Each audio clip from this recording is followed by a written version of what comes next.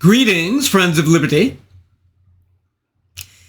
In this preview, contrary to my usual practice of review, I will try to walk the fine line between giving teasers while at the same time reducing the spoilers to an absolute minimum so that you too can, if you wish, still enjoy the thrilling experience of rowing down the Nile with Miss Mahoney herself. I myself discovered her when reading a short 18-page essay she had written describing why she hasn't had any children. Quickly noticing her extraordinarily seductive prose style, I searched and saw that she had written books as well as essays, and voila, here we are. Now, I could, of course, make this video very short by saying that she's of Celtic stock, such as Jonathan Swift, Bram Stoker, W.B. Yeats, Oscar Wilde, and George Bernard Shaw. Given that, as a citizen both of Ireland and America, she's of Celtic origin, what else should we expect? Except a feminine version of the Irish gift of gab, in print. But even if this explained her talent, it would still beg the question, why are the Celts oftentimes such entrancing storytellers? To find the answer, let's examine 10 of the most effective literary traits that Miss Mahoney displays. Trait number 1, she's a very perceptive observer. An example. The solitude I had found on this part of the river was so pleasant that at the sight of the man and his little dwelling I wanted to slink away. But he caught sight of me before I could leave, and with shocking speed he scuttled around the bush on his hands and knees to gape at me. He was so startled he appeared to have stopped breathing. He was barefoot and small and movie star handsome, and his mustache was black and full. His eyes had an almost feral brightness. Trait number 2, a propensity for creating vivid, descriptive similes. Number 1, no matter the time of day, the lobby of this hotel was always exceptionally dark, and through the gloom the three men looked like consumptives recuperating in a sanitarium. Number 2, as oars, the Egyptians used long, coarse, bladeless planks that resembled nothing so much as clapboards ripped from the face of a derelict house. Similarly, number 3, of the children, she says, they wanted money, pens, and candy. Hello, baksheesh, they shrieked. Hello, pen. Hello, bonbon. They trailed after me sometimes for 10 minutes, emitting jagged moans of entreaty, twisting their faces into little Greek masks of tragedy. Similarly, number 4, the current now was too strong for me to beat. I rowed with all my strength, but remained hovering in the same spot, flapping my wooden wings like an osprey fluttering above its prey. So an extraordinarily effective and abundant use of similes. Trait number 3, understanding her subject matter, in this case, Egypt, very well. Example number 1, talking about the callus called a zabib or raisin on the forehead of Egyptian men, created by their foreheads pressing on the ground while praying. The more you prayed, the bigger the raisin. It was widely known that in an act of religious vanity, some men rubbed the spot with a stone in secret, deliberately and falsely increasing its size. On some Muslim men, this callus was so large and so dark, it looked like a horrible hematoma. Number 2, since the days of Napoleon's invasion and the subsequent rule of Muhammad Ali, the average foreigner in Egypt has generally been accorded civil rights and a moral status superior to that of the native Egyptian. In the early 19th century, if a foreign visitor was murdered, every Egyptian within walking distance of the event would, without trial or investigation, be put to death as punishment.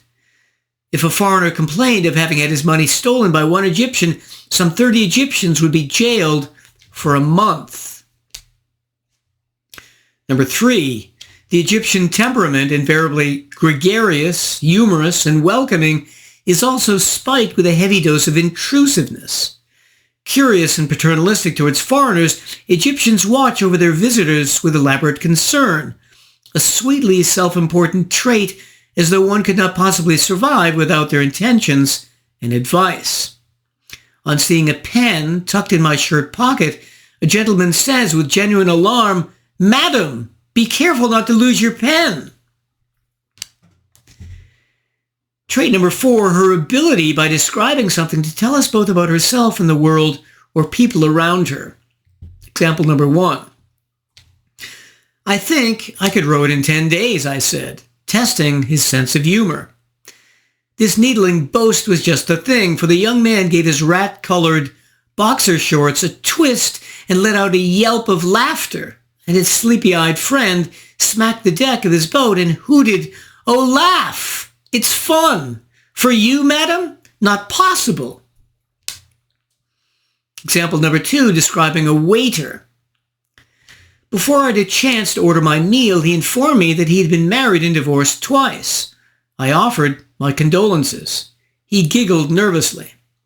He had merry eyes and plump, slightly rueful face of Jackie Gleason. As if to quell any doubts about his marital expertise, he said quickly, 'Both divorces was not because of a problem with me.'"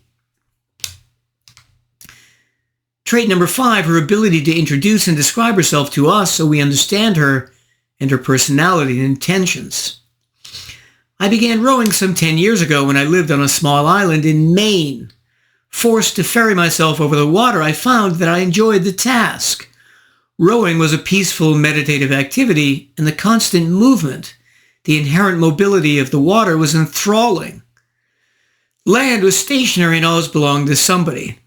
Water, on the other hand, was free. One day I told the woman who owned the island I lived on that I planned to row across Penobscot Bay to another island 2 or 3 miles away. She protested, said it was impossible, made me promise her I wouldn't try. I promised, then did it anyway, and having successfully done it, I wanted to do more." Trait number 6, she describes the many dangers which create excitement. Number 1, a Muslim man in a rowboat she wanted to try out started to leaf through a lingerie magazine. He seemed to have fallen into a trance. He gave off the humid scent of wet hay. His black eyes looked feverish as he jockeyed the magazine up to my face. He wanted me to look with him. He breathed down my neck. My presence at his side, though sweaty and dirty and wary and outfitted not unlike a Canadian Mountie, had clearly had an enhancing effect on what were, for him, already titillating images. And seeing these otherwise banal ads through his goggling Muslim eyes, they looked in turn weirdly pornographic to me. "Let's go," I said, anxiety in my voice. The young man was twice my size. Number 2, you probably know that crocodiles don't sleep much. A few intermittent catnaps during the day after they've eaten a few bits, and then at night they go hunting, floating quietly, with only their eyes and ears above the water level, which makes them not only hard to see, but hard to hear. Trait number 7, her use of previous authors, many of them out of copyright, who visited Egypt. This gives historical perspective, confirms her own observations, and creates separate subplots.